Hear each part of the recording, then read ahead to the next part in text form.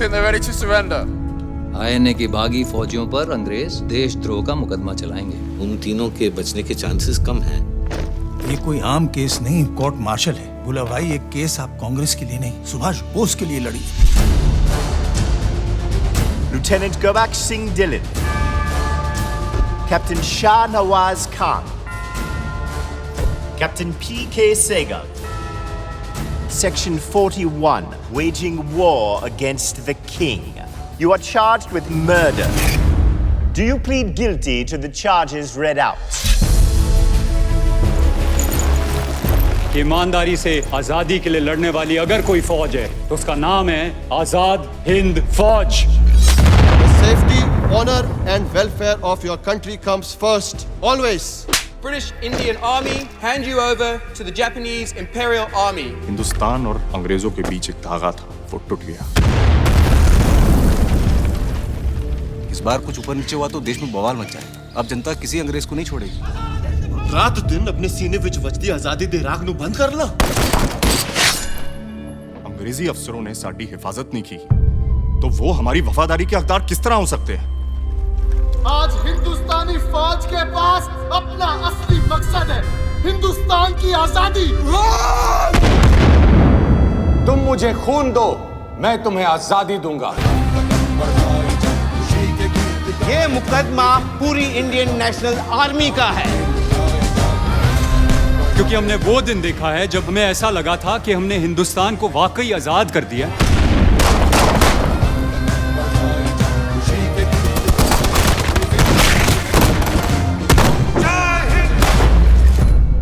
देश की आजादी की लड़ाई कोर्ट में लड़ी जा रही है और इस वक्त पूरा देश एक साथ तैनात है।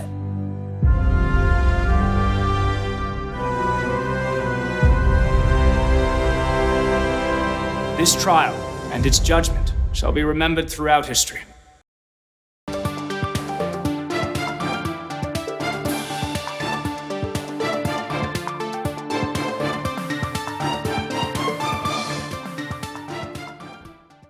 नमस्कार, स्वागत है आप सबका हमारे खास कार्यक्रम मीडिया मंथन में। मैं हूं कवीन सचान।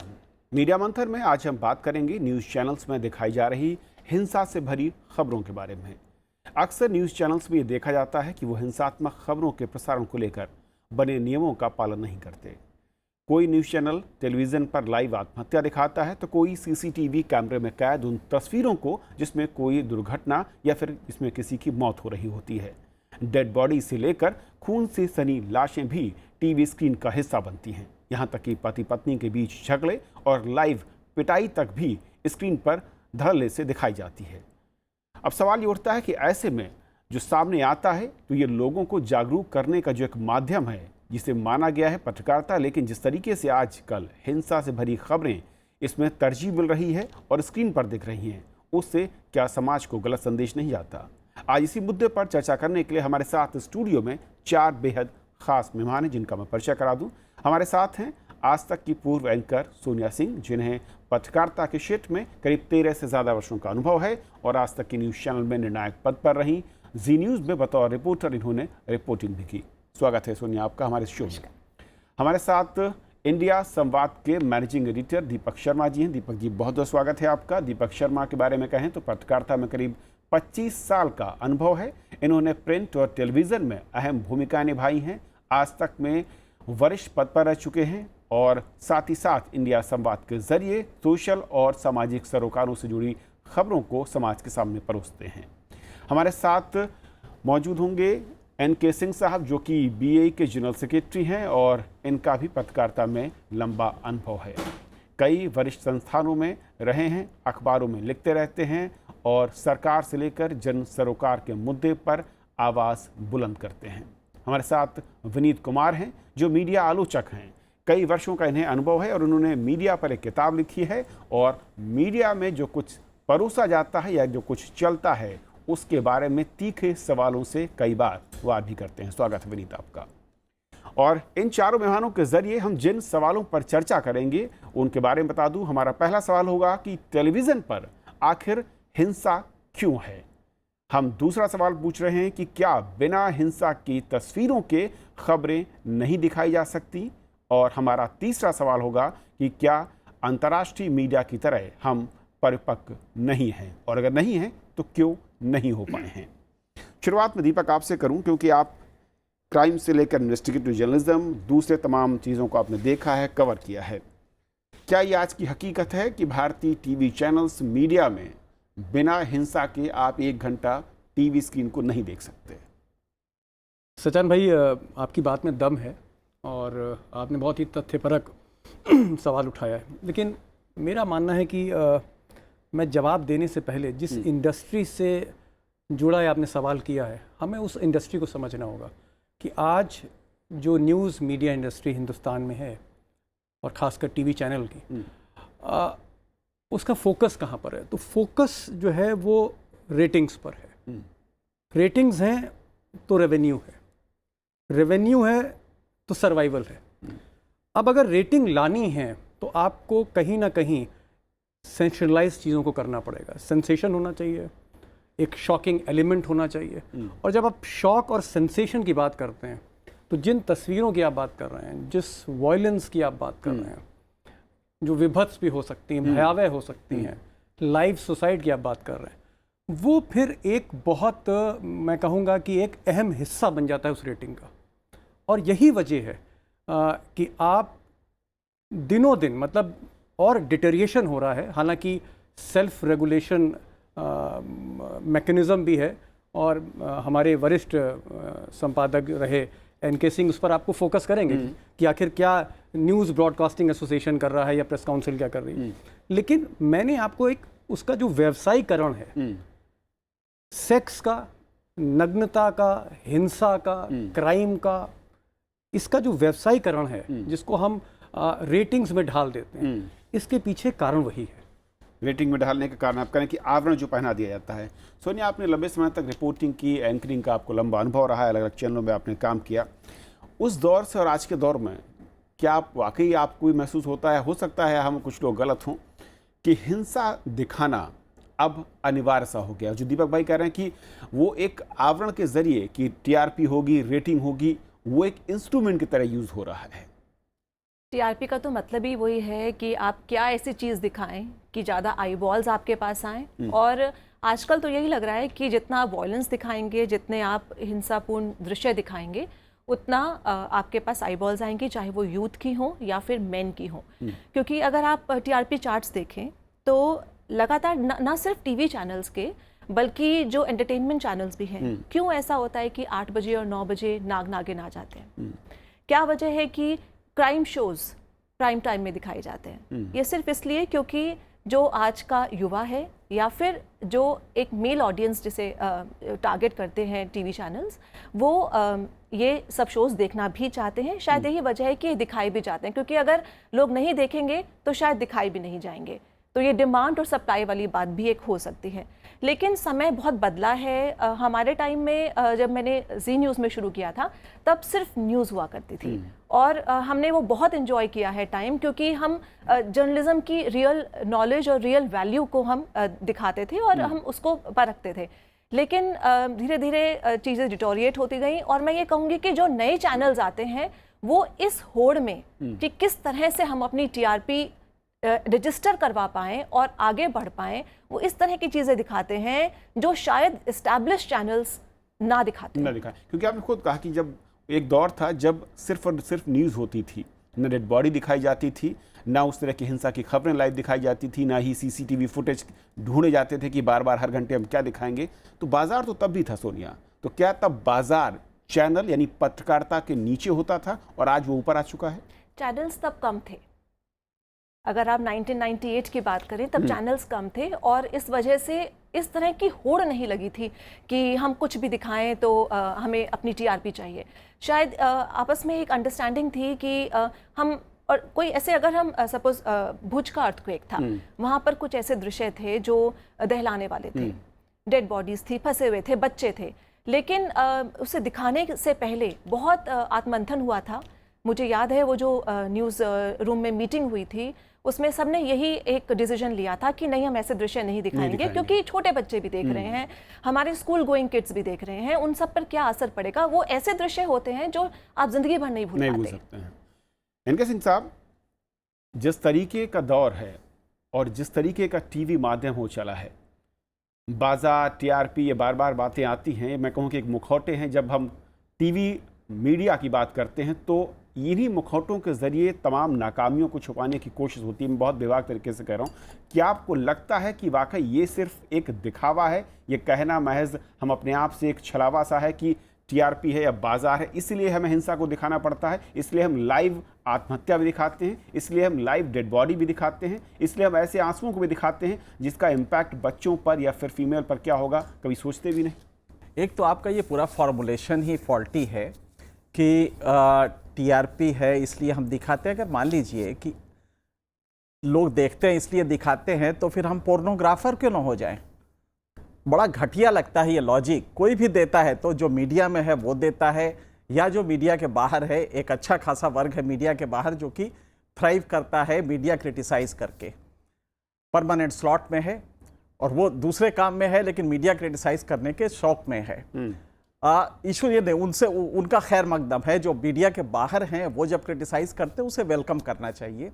लेकिन आप ज़रा सोचिए, जनता देखती है इसलिए हम दिखाते हैं। अगर ये स्टॉक लॉजिक हमारा होगा तो जनता तो बहुत घटिया चीज़ें देखना चाहती है। तब फिर आप ये ना कहिए कि जो आपको प्रोटेक्शन मिलता है फ्रीडम ऑफ एक्सप्रेशन का वो भी मिलेगा। लिहाजा ये बेसिक जो डिफेंस है वो गलत है। मीडिया वो नहीं दिखाता है और आज भी नहीं दिखाता है। उसके लिए हमारे पास 36 कानून हैं इस देश में, आईपीसी में और नॉन क्रिमिनल सेक्शंस में, जिसके तहत हमें पकड़ा जा सकता है। इशू ये नहीं है, इशू ये है कि मीडिया का इंटेंशन इतना गलत नहीं जितना कि उसकी समझ की प्रॉब्लम है। आप देखिए, आपका इंटेंशन गलती, समझ में कमजोरी है, बहुत ज्यादा कमजोरी है। हमारा मीडिया पढ़ा लिखा नहीं है। मुश्किल ये है, हकीकत ये है कि आज एनएफएचएस की रिपोर्ट आई है, हर 10 साल पे आती है। थ्रेड बेयर एनालिसिस इस कंट्री के हेल्थ का होता है। आप जरा सा पूछ लीजिए किसी स्पेशल करेस्पॉन्डेंट, किसी एडिटर से कि एनएफएचएस की रिपोर्ट क्या पलट के देखी है? एक ने नहीं। यही वजह है कि स्टूडियो डिस्कशन में एनएफएचएस नहीं होता है। पाकिस्तान में 2 सर काटे हैं, मैं 10 काट के ले आऊं। ड्राइंग रूम आउटरीच होता है। ये इनके नॉलेज की कमी है। हमारी दिक्कत ये नहीं है कि मीडिया का इंटेंशन खराब है। हो सकता है कि कॉरपोरेट प्रेवलेंस है, कॉरपोरेट पावर है, लेकिन कभी भी ये नहीं होता। और जहां तक टीआरपी आप कहते हैं, कोई बहुत गंदी चीज नहीं है। पता नहीं क्यों इसको 10-15 साल से मैं देख रहा हूं और मैं डिफेंड करते करते परेशान हूं, समझाते हुए। टीआरपी वही होता है जो अखबार में सर्कुलेशन होता है, और सर्कुलेशन कहीं से भी गलत नहीं होता। अगर आपका चैनल देखा जा रहा है, हाँ, उस किस तरीके से देखा जा रहा है, उस कंटेंट की क्वालिटी क्या समाज के इंप्रूवमेंट के लिए है, या वो आपके बेसर एलिमेंट्स को, जो आपके सेक्स हैं या इस तरह के एलिमेंट को, हिंसा को, एक ऐसे समाज में जहां की वाकई हिंसा का तांडव हो रहा है, एक किसी अखलाक को मार दिया जाता है, तो क्या हम उस हिंसा को ना दिखाएं? क्योंकि कई बार हमें हिंसा इसलिए दिखानी पड़ती है कि हमारे वैल्यूज को वो चेंज करता है। नहीं, लेकिन एनके सिंह साहब, हिंसा को दिखाना ठीक है, आप हिंसा के बारे में बताइए भी, लेकिन किसी डेड बॉडी को बार बार दिखाकर, किसी खून से लथपथ इंसान को दिखाकर, किसी दर्द से कराहते हुए इंसान की अगर पिटाई हो रही है, भले ही वो अपराधी हो, उनकी तस्वीरों के जरिए हम आखिर क्या परोसना चाह रहे हैं? हम संदेश क्या देखना चाह रहे हैं? कहा कविंद जी, बार बार आप टेलीविजन का मिजाज समझ लीजिए। हर 3 मिनट पे नया व्यूअर जुड़ता है और सैकड़ों की तादाद में जुड़ता है। तो जब हम बार बार दिखाते हैं तो जो पहला वाला देख रहा है, अगर वो 20 बार देखेगा तो कहेगा टीवी वाले को क्या हो गया है। ये इस नेचर है, इसका प्रोडक्शन सिस्टम ऐसा है जिसमें हर क्षण नया व्यूअर जुड़ता है। लिहाजा अगर हम ना दिखाएं तो आरोप क्या लगेगा? तब आरोप ये लगेगा कि देखिए मीडिया को शायद पैसे मिल गए इसलिए अचानक चुप हो गया, बंद कर दिया वो दिखाना। हम तो कहीं से भी नहीं बच पाते हैं। इसलिए जरा मीडिया को जब क्रिटिसाइज करें तो थोड़ा सहियत हो और ये समझे कि मीडिया की प्रॉब्लम क्या है, प्रोडक्शन सिस्टम का। ये बाकी प्रोडक्शन जो होते हैं, जैसे अखबार का प्रोडक्शन है, ये 1 टाइम प्रोडक्शन है, अगले 24 घंटे में आएगा। हमारे पास हर क्षण नया व्यूअर जुड़ता है तो हम उसको वैल्यू एडिशन करके भेजते हैं। लेकिन हम इसमें कोई डिफेंस नहीं लेंगे कि जबरदस्त कंटेंट डिटेरियोरेशन है और जो जन उपादेयता थी वो बुरी तरह बाधित हुई है, और सिर्फ इसलिए हुआ है कि मीडिया के पास नॉलेज की जबरदस्त कमी है। सामाजिक उपादेयता के लिए जो रिक्वायर्ड नॉलेज चाहिए वो मीडिया के पास आज नहीं है। मैं दूसरे सवाल पर आऊं, उससे पहले एक रिएक्शन चाहूंगा, विनीत, आपका भी पहला रिएक्शन, कि जो एनके सिंह साहब ने कहा कि सोच सही दिखती है, लेकिन पढ़ाई की कमी है, रिसर्च की कमी है, नॉलेज की कमी है, क्या वाकई यही दिखता है? ये हिंसा इतनी ज़्यादा जो बढ़ती दिख रही है पिछले अगर एक दशक में मैं कहूँ तो पहले अगर 24 घंटे में कोई स्लॉट आधे घंटे या 20 मिनट की हिंसा की खबरों का होता था, वो बढ़ते बढ़ते करीब 3 घंटे का पहुंच चुका है, यानी 6 शो कम से कम 24 घंटे में। देखिए, एनके सिंह जो नॉलेज वाली बात कह रहे हैं वो तो अपनी जगह है, लेकिन इसमें मैं 2 चीज़ें जोड़ना चाहूँगा। एक तो ये कि जो हिंसा, जो वायलेंस आ रहा है टेलीविज़न न्यूज़ चैनलों पर खास करके, वो बहुत ही स्ट्रैटेजिकली आ रहा है, वो बहुत सोच समझ करके आ रहा है। ऐसा इसलिए कि इस बात को अगर हम ऑडियंस रिस्पांस के सिरे से देखें तो कोई हिंसा, कोई इस तरह के अपराध और सेक्स लगातार दिखाए जाते हैं तो हमारे कोड एंड एथिक्स में वो क्राइम का हिस्सा हो सकता है, हम गलत कर रहे हैं, लेकिन लगातार दिखाने से वो प्लेजर या इंटरटेनमेंट का हिस्सा हो जाता है। यानी अगर हिंसा को लगातार दिखाया जाए तो वो न्यूज़ कंटेंट से तुरंत जो है वो इंटरटेनमेंट कंटेंट में कन्वर्ट कर जाता है। और तब मैं सोनिया जी की बात से जुड़ूंगा कि इंटरटेनमेंट चैनल पर लगातार क्राइम बेस्ड शो क्यों आ रहे हैं? क्योंकि वो इंटरटेनमेंट है, वो उसमें कोई सोशल कंससनेस या जागरूकता फैलाने के लिए नहीं है। वो लगातार आप जब वायलेंस को कंज्यूम करते हैं तो एज ए इंटरटेनमेंट के आप व्यूअर ऑडियंस के रूप में करते हैं। एक बात, प्लेजर, हमारा न्यूज़ चैनल जो है हत्या को, अपराध को, हिंसा को, सेक्स को लेकर जो डिस्टॉर्टेड व्यूज़ हैं उन सबको मनोरंजन में तब्दील कर रहा है। ऐसा इसलिए कि वो कई तरह के सरोगेट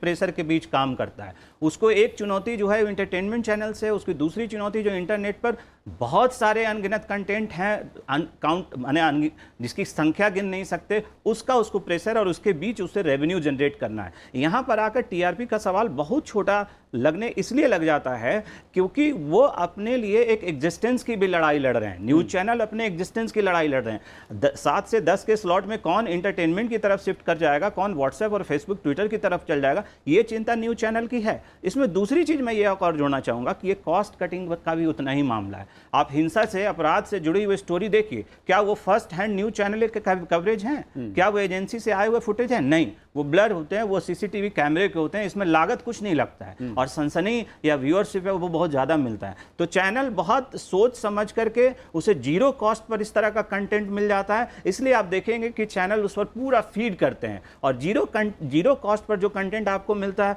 ऑब्वियस है इसके नुकसान कुछ नहीं है, जो भी है वो एड ऑन है उसमें। तो ये एक चीज़ काम करती है। दीपक भाई जी, जो एनके सिंह साहब का कि पैटर्न जो है, जो प्रोडक्शन पैटर्न है चैनल्स के लिहाज से, हर मिनट, हर घंटे के साथ सब कुछ बदलना है, और दूसरा कि अगर आप नहीं दिखाएंगे तो फिर आप कैसे चलेंगे, कंपटीशन में कैसे आएंगे? और टीआरपी कोई बुरी बात नहीं है, इनके सिंह साहब कई बार हमारे डिस्कशन में कह चुके हैं कि उसको लेकर जितनी लानत मलानत होती है। इनके सिंह साहब की कुछ बातों से मैं सहमत हूँ और कुछ बातों से सहमत नहीं हूँ, और मतभेद होने चाहिए। मतभेद नहीं होंगे तो सही विचार सामने नहीं आएंगे। देखिए, टीआरपी ज़रूरी है, रेटिंग्स ज़रूरी हैं। एक इंडस्ट्री को सर्वाइव करना है तो रेटिंग्स होनी चाहिए। दौड़ में कौन आगे है, कौन नंबर 2 पे, 3 पे, ये होना चाहिए। अखबार कौन सा सबसे बड़ा है, तो रेटिंग्स जो हैं ये एक मौलिक अधिकार में मानता हूँ, चाहे वो मीडिया हाउस हो, चाहे वो मीडिया का संपादक हो। लेकिन कंटेंट आप कैसा दे रहे हैं? अगर आप एक अच्छी स्टोरी करेंगे तो उस पर भी रेटिंग्स आएंगे। अगर आज दाऊद इब्राहिम कराची में कहाँ छुप कर रह रहा है, अगर आपका कैमरा वहाँ तक जा सकता है, उतना डेयरिंग विजुअल आ सकता है, तो उसमें कोई सेंसेशन नहीं है, वो एक अच्छी खबर है जिसको एक मुल्क ढूंढ रहा है और एक मुल्क छुपा रहा है जिस शख्स को। लेकिन अगर उसकी जगह उतनी मेहनत, वो जीनियोसिटी नहीं है आप में, आपके अंदर वो कैलिबर नहीं है आपके रिपोर्टर में या आपके एडिटोरियल में, और आप एक सीसीटीवी, जैसे विनीत भाई बता रहे हैं कि सीसीटीवी की एक फुटेज ले ली, एक सास लेटी है, बहू पीट रही है, अब आप उसको बार बार दिखा रहे हैं। मेरठ का छोटा सा मकान है और आप ब्लर भी नहीं कर रहे हैं। एक 70 साल की वृद्ध महिला है, उसका चेहरा बार बार आप दिखा रहे हो, उसके एक्सप्रेशन दिखा रहे हो, एंड यू आर जस्ट उसको आप बाकायदा लूप में चला रहे हैं। ये जो कंटेंट में डिटेरिएशन आई है, उसकी वजह, वहाँ मैं एनके साहब से एकदम सहमत हूँ कि जो एक ट्रेनिंग होनी चाहिए, जो एक IQ लेवल होना चाहिए, जो एक टैलेंट होना चाहिए, जो एक क्षमता है, जो प्रतिभा है, वो मेधा नहीं दिखती। हमें कभी कभी लगता है कि बहुत बिलो एवरेज लोग इस इंडस्ट्री में हैं, और जो क्षमतावान हैं, जो प्रतिभावान हैं, हो सकता है उनको मौका ना हो या उनकी बात ना सुनी जाती हो। जैसे एंकरिंग ले लीजिए आप भी एंकरिंग कर रहे हैं, एक साहब और भी एंकरिंग करते हैं देश में। मैं तो डर जाऊंगा उनके सामने बैठने में। आपके सामने कम से कम मैं बोल तो रहा हूँ। तो वो क्या है, एक हाई ड्रामा है, उस पिच से हमें नीचे आना है सचान भाई। कम से कम मैं आपसे बात तो कर सकूं। अगर मुझे आपने बुलाया है और आप मुझे बार बार डांट रहे हैं कि आप क्या कर रहे हैं, इससे टीवी को उभरना होगा, ये मेरा मानना है। तो क्या सुनिए, परोसने का जो अंदाज है, जो आज से पहले दौर में दिखता था, वो अंदाज आज के दौर में असफल है, या फिर हम रिस्क लेने से, यानी कि भारतीय मीडिया रिस्क लेने से कतराता है, भेड़चाल में यकीन करता है? मुझे लगता है कि मेरे 13 साल के एक्सपीरियंस से मैंने ये देखा है कि हर चीज़ की एक एज होती है। एक टाइम था दाऊद इब्राहिम के वीडियोस बहुत चलते थे, शारजाह में पकड़ा गया, ये हुआ वो हुआ, फिर वो दौर ख़त्म हो गया। फिर जब कोई रिपोर्टर लेकर भी आते थे कि ये नई टेप, नई सीडी मेरे पास आई है, तो न्यूज़ डायरेक्टर बोलते थे नहीं नहीं नहीं, अभी इसको कोई नहीं देखेगा। तो वो एक दौर चला गया। उसके बाद एक बार खली का दौर आया। खली को बार बार दिखाते थे हम, आज तक में हम बार बार दिखाते थे उसको, लेकिन एक टाइम आया कि वो खली कोई देखना पसंद नहीं करता था। खली एकदम से उसकी मार्केट वैल्यू 0 हो गई। उसके बाद फिर रियलिटी शो शुरू हो गए, सांप और ये सब, और कोई बंदर, कोई कुछ एनिमल प्लैनेट बन गया। हाँ, तो उस टाइप की चीज़ें शुरू हो गई। कोई ट्यूबलाइट खा रहा है, कोई पत्थर खा रहा है, कोई वो पत्ते खा रहा है, इस टाइप की चीज़ें लोगों ने देखना शुरू कर दिया। मतलब हेडलाइंस के तुरंत बाद इस टाइप की चीज़ें शुरू हो जाया करती थी। हमको लगा पता नहीं ये दौर कब खत्म होगा, लेकिन हमने देखा जो हमारा मेन कंपेटिटर था, जिससे हम उम्मीद करते थे कि वो अच्छी न्यूज़ दिखाएंगे, लेकिन वो भी वही उसी ढाल पर आ गए। और हर नए चैनल जो शुरू हुए वो भी उसी ढाल से शुरू हुए। बल्कि आज तक तो एक टाइम के बाद करके बंद कर दिया ये सब, लेकिन बाकी चैनल्स ने फिर भी करके रखा।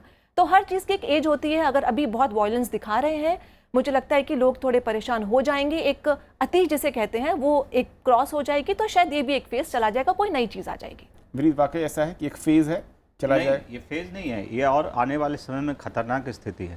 सोनिया जिन सवालों की तरफ इशारा करिए बहुत जायज़ है, लेकिन आप देखिए कि जो सोशल मीडिया पर लिंचिंग हो रही है, जो सोशल मीडिया पर ट्रोल हो रहा है, वो आ कहाँ से रहा है? वो बड़ा हिस्सा वो पर्दे का जो हिंसा है, वो हिंसा इनबॉक्स और टाइमलाइन पर आ रहा है। तो एक पैरेलल जो है वो वायलेंस सोसाइटी की तरफ हम बढ़ रहे हैं। और मुझे चिंता सिर्फ टेलीविजन पर जो हिंसा दिखाई जा रही है उस पर नहीं है। हम हिंसा देख नहीं रहे हैं, हम हिंसा कर भी रहे हैं। मतलब हम उसको बना भी रहे हैं। We are manufacturing violence at the same time.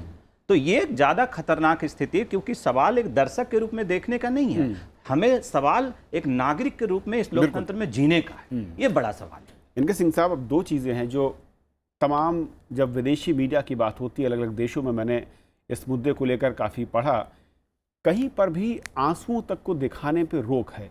कहीं कोई अगर आपात स्थिति आती है, फियर फैक्टर को हमेशा पर्दे के नीचे रखने की कवायद होती है। क्या हम विदेशी मीडिया से सीख नहीं पा रहे हैं, या फिर हमारी जो नियमन प्रणाली है वो थोड़ी सी ज़्यादा कमज़ोर या फिर शिथिल दिखती है? कविंद, ये बड़ा अच्छा सवाल है, थोड़ा गहराई से इसको समझना पड़ेगा। कई बार होता है, अंग्रेजी में एक वर्ड है सोमनोलेंस, उनीदापन। हकीकत यह है कि जब स्टेट क्राफ्ट उनीदा होता है तो हमारी आवाज़ बुलंद हो जाती है। ये मजबूरी है हमारी कि जब स्टेट कॉग्निजेंस नहीं लेता घटनाओं का, तब हमारी आवाज़, जैसे कि आप देखें, एक बाबा था, बलात्कारी था, उसको पहले भी आवाज़ उठी, लेकिन स्टेट ने, ये एक चीफ मिनिस्टर ने कहा नहीं बाबा तो बहुत अच्छे हैं, क्योंकि वहाँ पे इलेक्शन हो रहे थे और 50,000 वोट बाबा के कास्ट के लोगों के थे। दूसरे एक बड़े नेता ने कहा मध्य प्रदेश के कि नहीं बाबा को तो हम भी नहीं गिरफ्तार करेंगे। तब मीडिया की आवाज़ तेज हुई। आज वो बाबा 4 साल से जेल की सलाखों के पीछे है। हकीकत यह है कि जब सोमनोलेंट स्टेट होता है तब हमें आवाज़ बुलंद करनी पड़ती है। कई बार इसको आप गलती से समझते हैं कि नहीं साहब, ये जो आवाज़ उठी मीडिया की, ये तो बहुत बायस्ड आवाज़ है, बहुत वो है, लेकिन हम इस पे नहीं जाएंगे। जो वायलेंस आप देख रहे हैं, ये आज इंडियन सोसाइटी का एक कैरेक्टर हो गया है। पूरी पोलराइज सोसाइटी है। पोलराइज सोसाइटी में हो ये रहा है कि या तो कोई अखलाक के घर ढूंढ रहा है, या दूसरा वर्ग है जो कि कुछ और कर रहा है। तो इसमें नेचुरली मीडिया बहुत बैलेंस्ड अप्रोच लेने की बात है। वो संजीदापन जो आपने यूरोप के मीडिया का या बाकी पश्चिमी मीडिया का कहा, वो बिल्कुल नहीं है। हमारा रिपोर्टर प्रॉपर ट्रेनिंग नहीं रखता है, ये भी सही है। आप जरा ताज्जुब करेंगे कि आज न्यूज़ रूम में मैंने कभी नहीं देखा है कि इंडियन बजट को लेकर डिस्कशन होता हो। सिर्फ वो बजट के दिन होता है। हमारा एडिटर से लेकर हमारे रिपोर्टर तक को पीटीसी करने जाता है तो ये नहीं बताया जाता है कि पहले पढ़ तो लो थोड़ा सा कितने रिपोर्टर हैं जो दीपक ऐसा क्राइम रिपोर्टिंग करे होंगे और उसके फंडामेंटल्स को जानते होंगे? तो ये मुश्किल ये है कि हमारे जो ट्रेनिंग दी जा रही है ये उसकी प्रॉब्लम है, हमारे एडिटर्स की प्रॉब्लम है कि न्यूज रूम का कैरेक्टर पिछले 20 साल में जबरदस्त रूप से चेंज हुआ है जी। हम लोग कोशिश तो कर रहे हैं सेल्फ रेगुलेशन की, लेकिन हकीकत यह है कि हम बहुत दूर तक उसमें आगे नहीं जा पा रहे हैं। उसके बहुत सारे फैक्टर्स हैं, पर हम आज भी कहेंगे कि इंडियन मीडिया सिर्फ लगातार आत्ममंथन कर रहा है कि वो गलतियां कहां कहां हैं। दिक्कत हो रही है, हम इसमें कोई दो राय नहीं, और बहुत डिजेनरेट हुआ है। और लेकिन ये डिजेनरेशन समाज के किस वर्ग में नहीं है? जिस कंट्री में चीफ जस्टिस ऑफ इंडिया 1 नहीं 3 पे आरोप लग रहे हों, और वो भी आरोप साधारण ना हो, जिस कंट्री में लेकिन पॉलिटिकल क्लास पे लगातार आरोप लग रहे हो, जो कि संविधान में निष्ठा की शपथ लिए हों, उनके ऊपर करप्शन के आरोप लग रहे हैं, उस कंट्री में ओवरऑल डिजेनरेशन है। इसलिए सिंगुलरली मीडिया को जब आप क्रिटिसाइज करते हैं, मीडिया उसका हिस्सा है, यानी वो भी उससे अछूता नहीं है, वहां भी डिजेनरेशन है। क्योंकि वक्त खत्म हो रहा है, आखिरी रिएक्शन दीपक, बहुत संक्षेप में, सूरत बदलेगी क्या जो कहा सोनिया ने? उम्मीद करें दौर खत्म हो जाएगा, या फिर इसे बदलने की कवायद करनी होगी कुछ? देखिए, मैं एनके साहब का पूरा टो करता हूँ उनकी लाइन कि एक बेहतर ट्रेनिंग की ज़रूरत है। सचान भाई, जब तक एक बेहतर ट्रेनिंग नहीं होगी, हम भी जब नए आए थे तो बहुत से अपराधियों की फ़ोटो जो थी जब एनकाउंटर होता था छाप देते थे। We were not trained like that. हाँ, जिस तरह के रेगुलेशंस हमारे यहाँ बने हैं, अगर जो क्राइम रिपोर्टर हैं, जो इन्वेस्टिगेटिव रिपोर्टर्स हैं, थोड़ा सा अगर उनको हम कॉन्शियस करें कि संजीदगी क्या होती है, वो उस लफ्ज़ को समझाएं, तो आप टीवी को एक बेटर प्लेटफॉर्म पर ले जा सकते हैं। मैं ये कहना चाहूँगी कि आज तक की अगर मैं बात करूँ तो वहाँ पर बहुत एजुकेटेड लोग हैं, और जितने भी नए लोग आते हैं वो IAMC वगैरह से आते हैं, जो काफ़ी अच्छी तरह से ट्रेनिंग लिए हुए होते हैं। तो मैं ये नहीं कहूँगी कि ट्रेनिंग ठीक नहीं है, मैं कहूँगी कि शायद जो डिमांड होती है मार्केट की, उस हिसाब से चल रहे होते हैं कई चैनल्स। लेकिन अगर रेगुलेशन कुछ स्ट्रिक्ट हो जाए, देखिए कॉमनवेल्थ में ट्रैफिक ठीक हो गया, तो ऐसे ही अगर रेगुलेशन कुछ स्ट्रिक्ट हो जाए तो शायद इस सब पे नकेल कसी जा सकती है। काफ़ी रिएक्शन हम भाषा के स्तर पर पहले से बहुत ज़्यादा हिंसक हुए हैं, और ये नए लोग नहीं पेश कर रहे हैं प्राइम टाइम में खबरें, बहुत अनुभवी लोग कर रहे हैं। उनकी भाषा दिनों दिन तेज़ी से हिंसक हुई है, और हमें भाषा के स्तर पर हिंसा के सवाल को देखना होगा। उम्मीद पर पूरी दुनिया कायम है, लेकिन टेलीविज़न पर उम्मीद करने से ज़्यादा ज़रूरी है कि हम इसके काउंटर इफेक्ट को कैसे डिफाइन कर पाते हैं। और ये मासूम सा सवाल नहीं है, गंभीर सवाल है। बिल्कुल, बहुत गंभीर सवाल है। और ये जो बात हो रही है असल में सिर्फ तस्वीरों की नहीं बल्कि शब्दों की भी है, भाषा की भी है, यानी हिंसा लगातार बढ़ रही है, और अगर ये बढ़ेगी तो समाज के हर हिस्से में इसका असर भी दिखेगा। बहुत बहुत शुक्रिया आप चारों मेहमानों का हमारे साथ इस अहम चर्चा में जोड़ने के लिए। तो मीडिया मंथन में आज इतना ही। नमस्कार।